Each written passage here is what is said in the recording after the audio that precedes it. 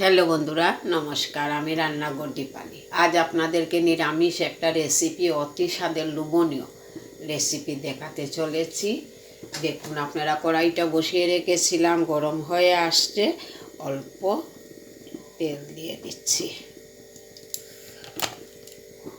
তেলটা কিন্তু গরম হয়ে আসছে। পুরনে গোটা কয়েকটা মেথি দিচ্ছি। এই যে মেথিটা কালো হয়ে আসছে। এই যে দেখুন, শিম কেটে রেখেছি। শিম পোস্ত রান্না করে দেখাবো, পুরাটা নিরামিষ রেসিপি। শিমগুলা অল্প হলুদের গুঁড়া, পরিমাণ মতো, স্বাদ মতো নুন দিচ্ছি।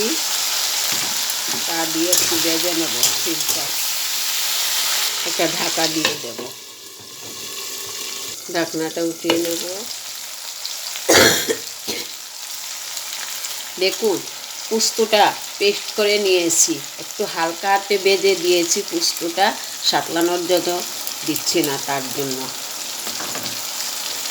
এবারে একটু শুকনো লঙ্কা গুঁড়া দিচ্ছি কালার আসার জন্য। ঢাকনাটা উঠিয়ে নেব।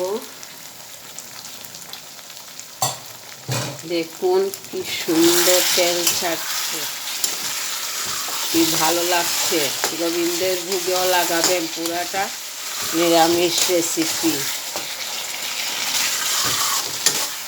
পুরাপুরি নিরামিষ। একটা টমেটো কেটে রেখেছি, তা দিয়ে দিলাম। আমার ভালো লাগে সিম চচ্চড়িতে যদি কেউ টমেটো দেয়, একটু চুটকি চুটকি লাগে খেতে, খুবই ভালো বা টেস্টিও হয়। হয়ে আসছে, নামিয়ে নেব। এবার ওই যে ধনে পাতা, তাও দিয়ে দিচ্ছি। কাঁচা লঙ্কা চিড়ে রেখেছি, তাও দিয়ে দিচ্ছি। এবার নামিয়ে নেব। হয়ে গেছে আমার পোস্ত দিয়ে শিম চচ্চড়ি।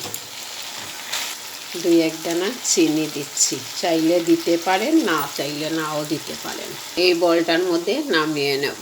নামিয়ে নিয়েছি বন্ধুরা। শিম পোস্তটা আপনাদের কাছে কেমন লাগছে?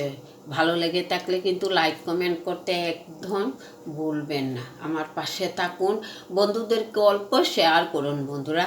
এই যে দেখুন, একদম শুকনা শুকনা করে রান্না করেছি শিম চচ্চড়ি পোস্ত দিয়ে শিমের চচ্চড়িটা। এটা আপনি গোবিন্দের ভোগেও দিতে পারবেন, কোনো নাই, অন্যতা নেই। ভালো লাগে লাইক কমেন্ট করবেন কিন্তু অবশ্যই। নমস্কার বন্ধুরা, আগামী দিন দেখা হবে নতুন আরও একটা রেসিপি নিয়ে। ভালো থাকুন, সুস্থ থাকুন। শীত তো এসে গেছে, তাই সর্দি কাশি ঘরে ঘরে। নমস্কার বন্ধুরা।